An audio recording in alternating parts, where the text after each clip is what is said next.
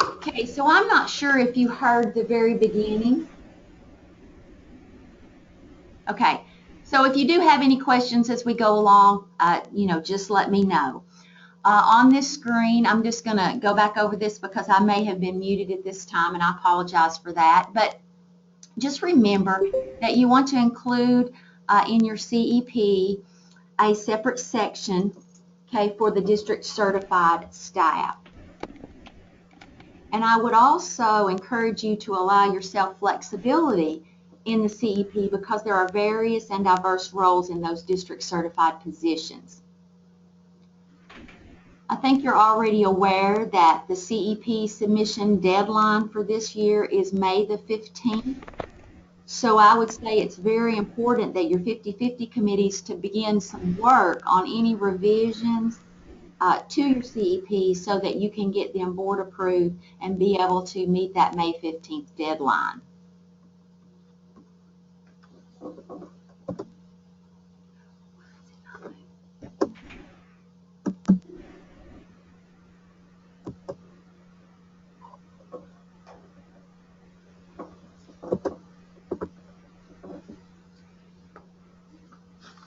All right, the district certified PGES is for anyone in the district that is overseeing district-wide programs and or supervising personnel. Okay, so certified personnel at the district level whose work impacts students indirectly. Now, please be aware that this is not an exhaustive list. This is just a few. All districts are different, so just remember that you will have some of these district certified personnel that will be administrative positions, and then you'll have others that are non-administrative.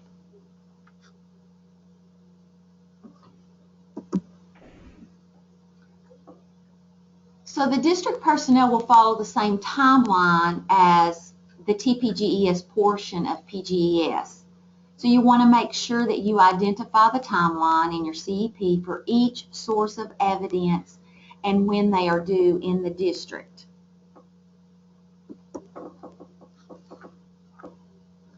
So in the manual, you are provided a general timeline of expected dates. But remember, this is a district decision. So during the first 30 calendar days of the school year, the CEP needs to be reviewed with the district staff. They need to complete their self-reflection and decide what area from their self-reflection they want to focus their professional growth around and write that goal as well. So just remember that you need to consider the district personnel's calendars, okay? Some of those positions may begin in July, while others may not begin until, closer to the beginning of school. So you just want to consider all of those timelines and contracts as you begin this process.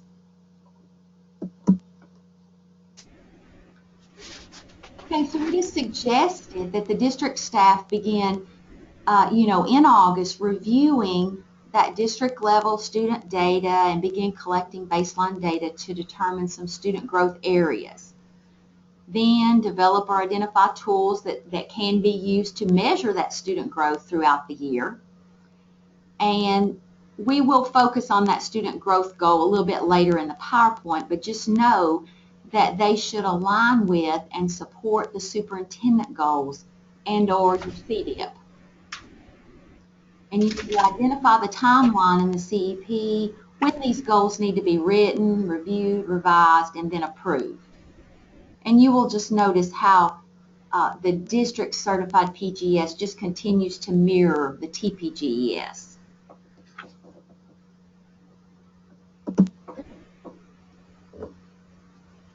One big question that I have been receiving a lot is around, what standards do we use for all these district personnel? And I just want to say you want to use standards that fit the individual roles the best, but that is a district decision. So if you are already using standards that are working for your district staff, then by all means continue using them. Standards, they can be selected from either the superintendent standards or both, and you have to provided in the manual. But just remember that each role is different, and you really need to consider those unique roles and choose the standards that best fit their job responsibilities. Some of those general categories there at the bottom of the screen for you to consider would be things like instructional improvement, assessment and accountability, professional learning, and then also leadership. So once again, if you're already using standards and you're okay with those and they're working well, then go ahead and use those. It is district decision. All right, so there is a minimum of 1 full observation or site visit by the primary supervisor that is required. Okay, and we'll take a closer look at observation also as we move throughout the PowerPoint.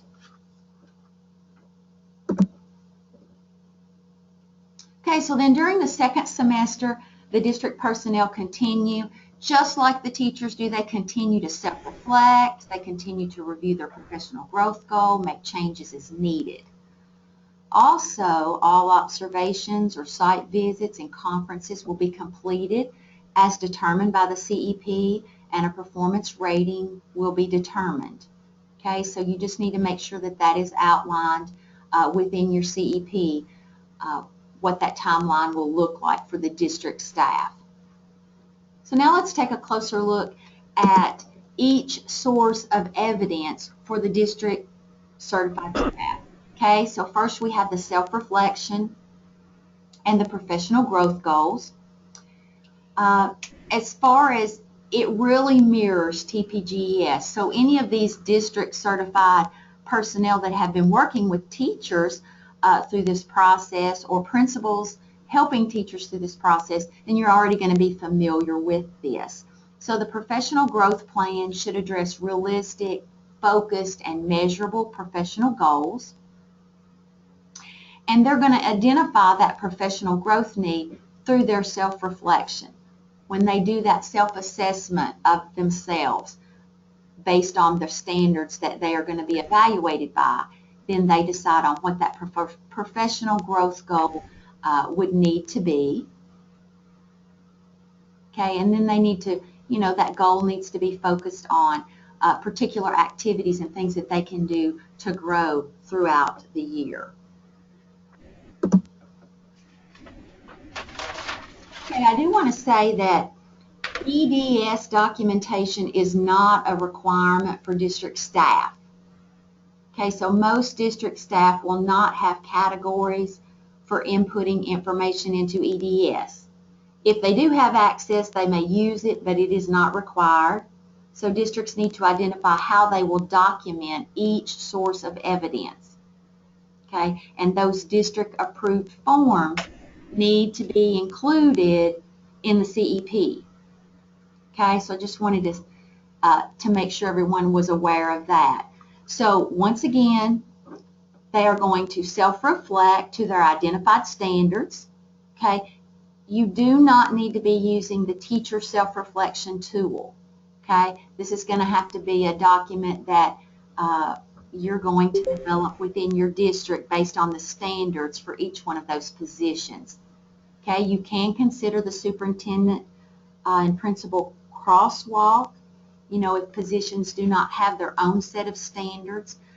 Once again, that is in the manual, so you can choose from those. And then the documentation for that is in a district approved form or template. Okay, so you want to make sure that all of that is included within your CEP.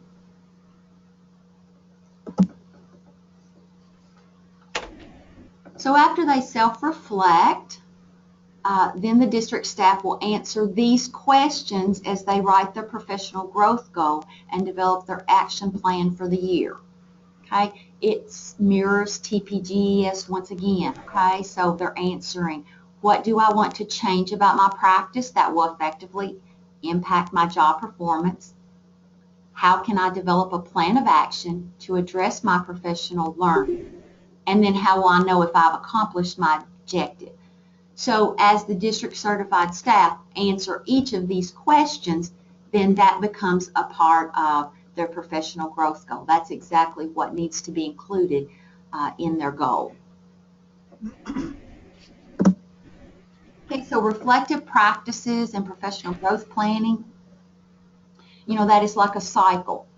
All right, so they will reflect on their current growth needs based on their self-reflection tool, identify that area to focus on. There needs to be some collaboration with the supervisor while they are developing their professional growth plan and their action steps. And then throughout the year, they will just implement the plan. And as you go along, you need to remember that there always needs to be regular reflection throughout the year. What kind of progress am I making? What is the impact of my plan? Do I need to modify my plan? Do I need to make some changes? And then just continue that implementation and reflection throughout the year. And then also meet with the superintendent or the designee to develop, and receive feedback on that professional growth plan throughout the school year.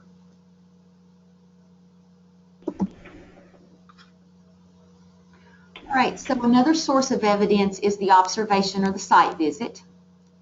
Okay, so I do want to say that in the manual it talked about the peer observation and that was required, but that is optional by the district. Okay, that's going to be one of the revisions that I've been told that will be made to the manual. Okay, so you're going to have an observation by the supervisor, and then the observation by the peer will be optional. Okay, so that is district decision on the peer observation. And I will say, if your district does choose to do the peer observation for the district certified staff, it is not a requirement at this time that they would have to do the online training as the teachers do. Okay, but that is all left up to the district. Okay, so if you want to have peer observations for your district certified staff, then you may do that. Not evaluative at all. It's just for constructive feedback. And if you do have peer observers and you want them to do that online training, then that's a district decision. So you just want to make sure that you address that in your certified evaluation plan.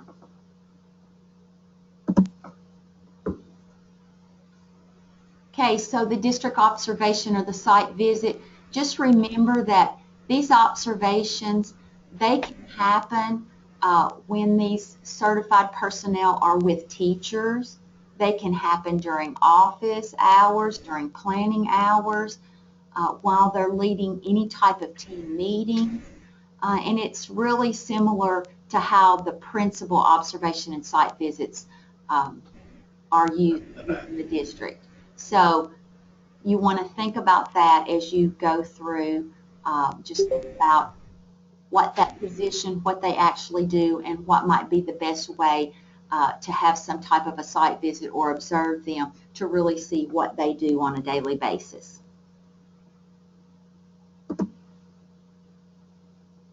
All right, now let's talk a little bit about the pre-conference before you have this observation or site visit. Just remember that pre-conference can be as detailed or as general as you would like it to be. Okay, so it could be an email exchange or it could be a face-to-face visit. I will say that the pre-conference is not required for the district certified staff, but it is highly encouraged and it is best practice. So I do encourage you to have some type of a pre-conference, but it doesn't have to be a face-to-face, and you can think about what would work best for you in your district. Okay, but during that pre-conference, however you decide to handle that, you have some type of time to discuss the responsibilities of the employee, maybe determine some look-forwards during that observation site visit, and also, ask some questions or talk about situations, how you can address that by their standards, and then that's just going to inform, the observer of those responsibilities and that particular role, and just make sure that the observation site visit is as beneficial as it can be for this process.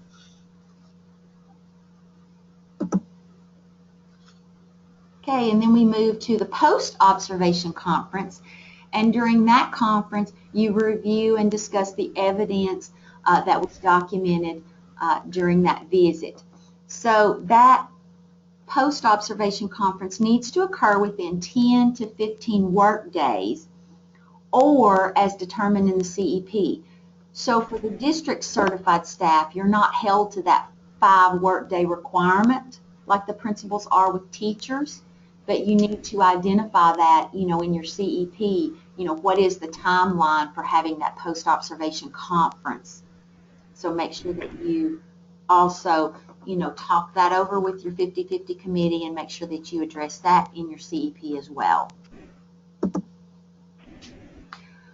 Okay, as I already said, the peer observation piece is optional, but if you do choose to do that, you just need to determine who qualifies to be a peer observer within that district certified work. That online training is not required at this time. We know that it's just professional feedback, it's just constructive feedback, it's formative data. It just helps individuals kind of work together, bounce ideas off, think about, what can I do to improve and how can I grow. So none of those reports would be sent to the superintendent or the designee.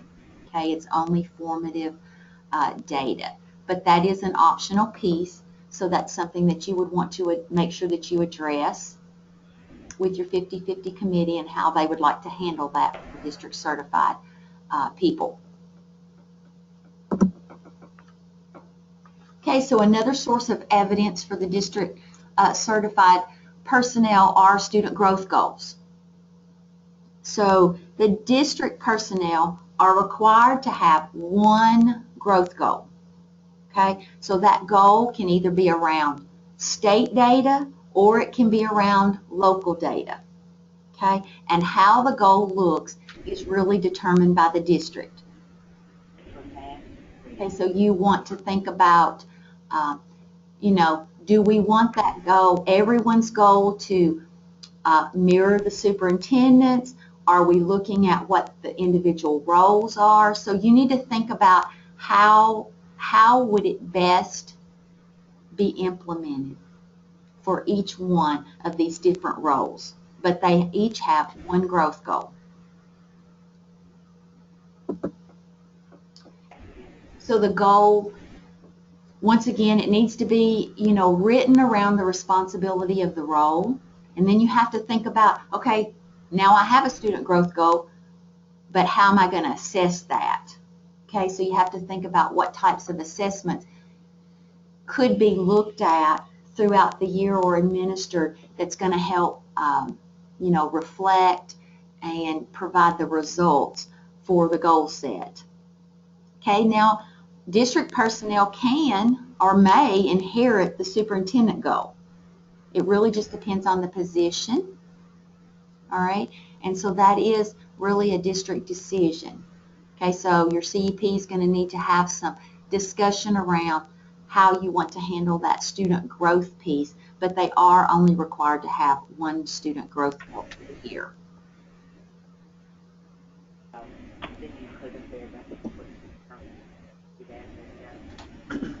All right, so the performance levels are mirrored just like the teachers: exemplary, accomplished, developing, and growth required. And as always, we're shooting for that accomplished.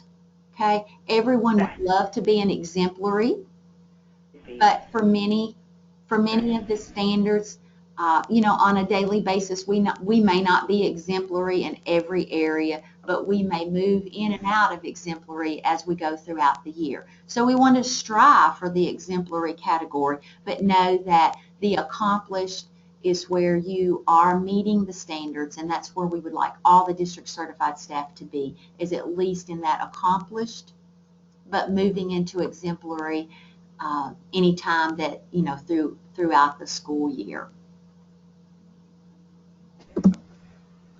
Okay, so for documenting those sources of evidence, I talked to you a little bit earlier that EDS is not a requirement, but please make sure that you identify in your CEP how district certified staff are to document their self-reflection, their professional growth, their student growth. How are they going to document throughout the year? Okay, what types of forms for observations and site visits are going to be used? So those all need to be approved and included in the CEP. So as I was preparing for this, I thought it would be awfully nice if I could come up with some examples to share with you.